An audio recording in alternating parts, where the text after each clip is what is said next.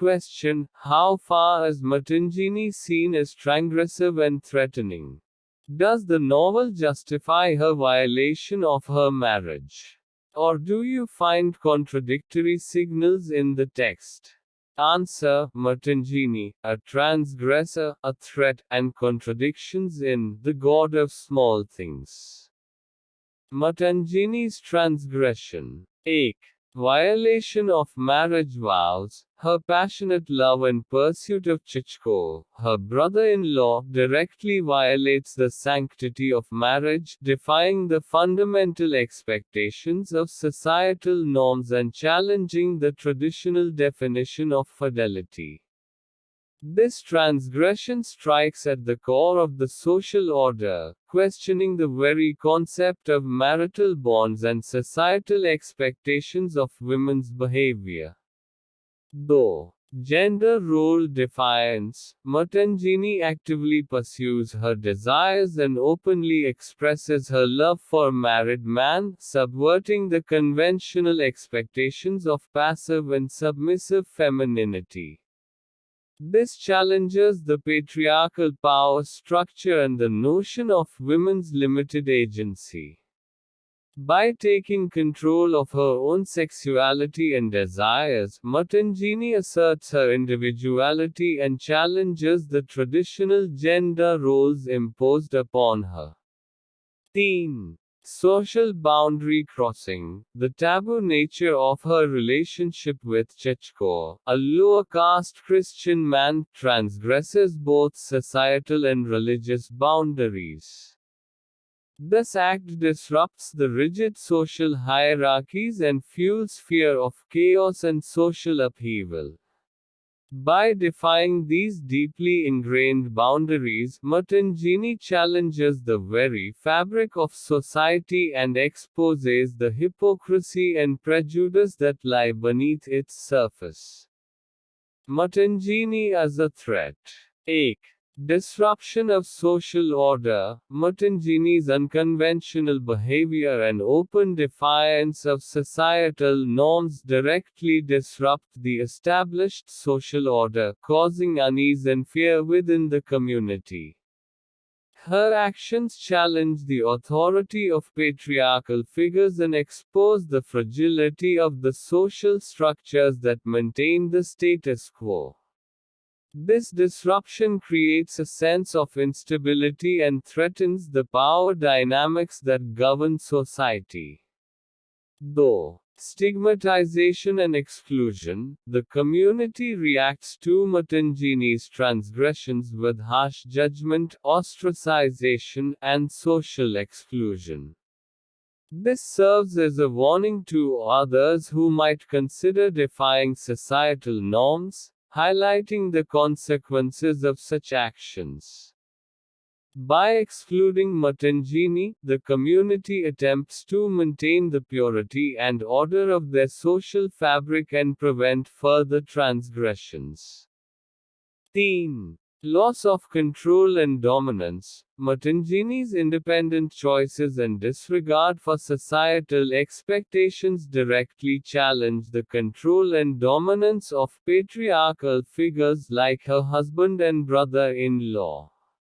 This threatens their power and authority within the family and community, forcing them to confront the limitations of their control and the potential for change within their social structures. Contradictions in the text. 8. Sympathy vs.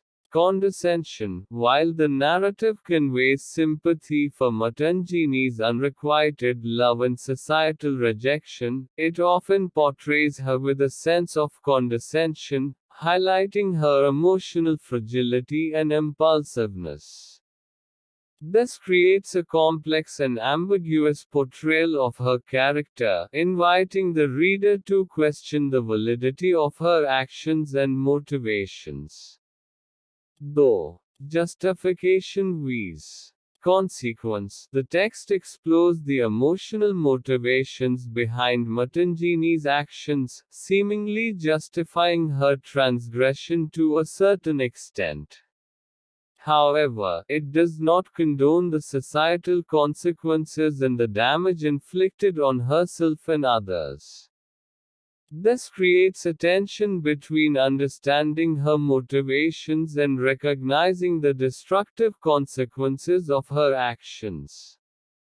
Teen. Moral ambiguity. The novel presents Matangini's story with ambiguity, leaving the reader to interpret the morality of her actions. While clearly portrayed as a transgressor, the narrative also evokes empathy and understanding for her plight, inviting a nuanced examination of societal norms and individual desires. This ambiguity allows for more complex understanding of the character and challenges the reader to move beyond simplistic judgments. Conclusion. Matangini's character in The God of Small Things defies easy categorization. While undeniably a transgressor and a threat to the established order, the novel avoids a clear-cut justification or condemnation.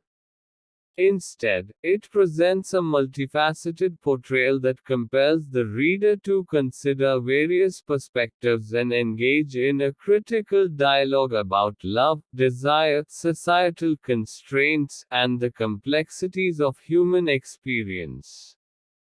By employing ambiguity and contrasting viewpoints, the novel invites us to move beyond simplistic judgments and acknowledge the nuances of transgression, threat, and the human condition within the confines of a rigid social order. प्रश्न, मातंगिनी को कहाँ तक अतिक्रमणकारी और धमकी देने वाली के रूप में देखा जाता है? क्या उपन्यास उसके विवाह के उल्लंघन को उचित ठहराता है? या क्या आपको पाठ में विरोधाभासी संकेत मिलते हैं? उत्तर, Matangini, the god of small things, में एक उल्लंघनकर्ता, एक खतरा और विरोधाभास। मातंगिनी का अपराध। 1. विवाह प्रतिज्ञा का उल्लंघन। अपने बहनोई चाको के प्रति उसका भावुक प्रेम और पीछा सीधे तौर पर विवाह की पवित्रता का उल्लंघन करता है, सामाजिक मानदंडों की बुनियादी अपेक्षाओं को खारिज करता है और निष्ठा की पारंपरिक परिभाषा को चुनौती देता है। यह अपराध सामाजिक व्यवस्था के मूल पर हमला करता है, वैवाहिक बंधन की अवधारणा और महिलाओं के व्यवहार की सामाजिक अपेक्षाओं पर सवाल उठाता है। 2. लिंग भूमिका अवज्ञा। मातंगिनी सक्रिय रूप से अपनी इच्छाओं का पीछा करती है और निष्क्रिय और विनम्र स्त्रीत्व की पारंपरिक अपेक्षाओं को नष्ट करते हुए एक विवाहित पुरुष के लिए अपने प्यार को खुलेआम व्यक्त करती है। ये पितृसत्तात्मक सत्ता संरचना और महिलाओं की सीमित एजेंसी की धारणा को चुनौती देता है। अपनी स्वयं की कामुकता और इच्छाओं पर नियंत्रण करके, मातंगिनी अपनी वैयक्तिकता पर जोर देती है और अपने ऊपर थोपी गई पारंपरिक लिंग भूमिकाओं को चुनौती देती है। 3. सामाजिक सीमा का उल्लंघन। निचली जाति के ईसाई व्यक्ति चाको के साथ उसके रिश्ते की वर्जित प्रकृति, सामाजिक और धार्मिक दोनों सीमाओं का उल्लंघन करती है। यह अधिनियम कठोर सामाजिक पदानुक्रमों को बाधित करता है और अराजकता और सामाजिक उथल-पुथल के डर को बढ़ावा देता है। इन गहरी जड़ें जमा चुकी सीमाओं को चुनौती देकर, मातंगिनी समाज के ताने-बाने को चुनौती देती है और इसकी सतह के नीचे छिपे पाखंड और पूर्वाग्रह को उजागर करती है। मातंगिनी एक खतरे के रूप में 1. सामाजिक व्यवस्था का विघटन। मातंगिनी का परंपरागत व्यवहार और सामाजिक मानदंडों की खुली अवहेलना स्थापित सामाजिक व्यवस्था को सीधे बाधित करती है, जिससे समुदाय के भीतर बेचैनी और भय पैदा होता है। उनके कार्य पितृसत्तात्मक शख्सियतों की सत्ता को चुनौती देते हैं और यथास्थिति बनाए रखने वाली सामाजिक संरचनाओं की नाजुकता को उजागर करते हैं। ये व्यवधान अस्थिरता की भावना पैदा करता है और समाज को नियंत्रित करने वाली शक्ति की गतिशीलता को खतरे में डालता है।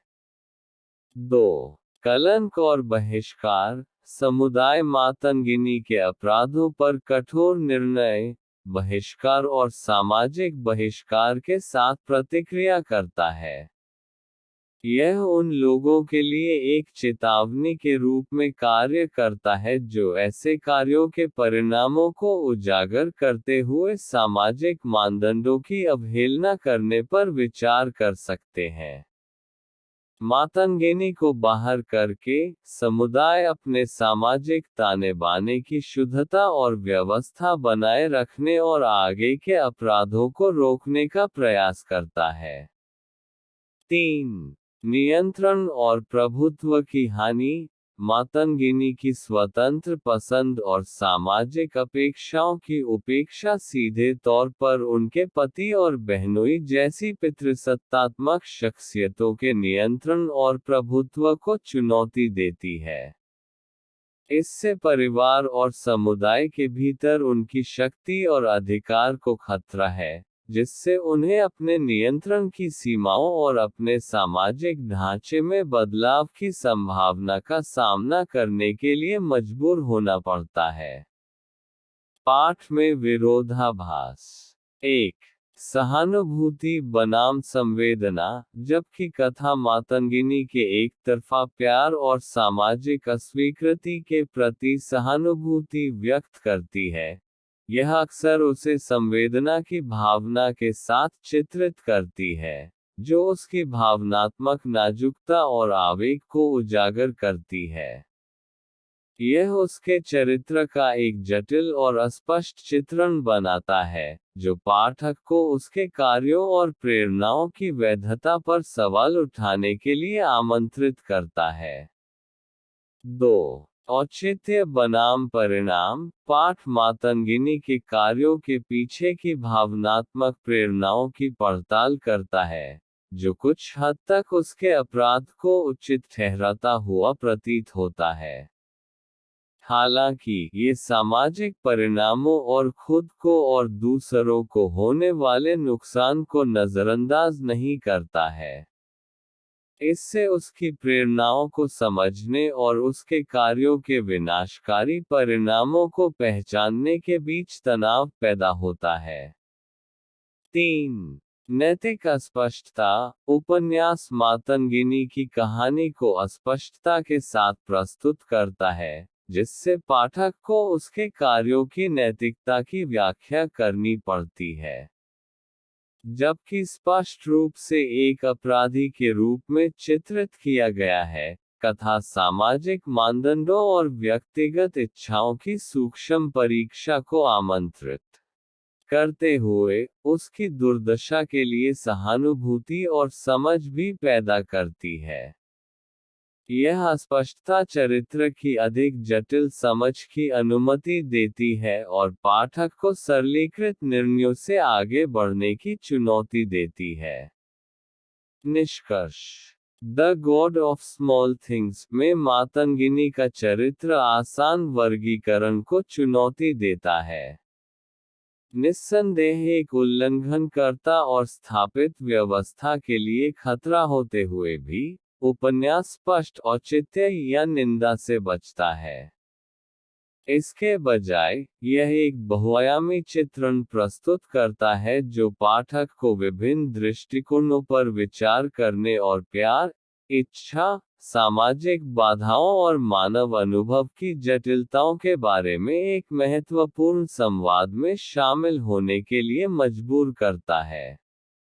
अस्पष्टता और विरोधाभासी दृष्टिकोणों को नियोजित करके, उपन्यास हमें सरलीकृत निर्णयों से आगे बढ़ने और एक कठोर सामाजिक व्यवस्था के दायरे में अपराध, खतरे और मानवीय स्थिति की बारीकियों को स्वीकार करने के लिए आमंत्रित करता है।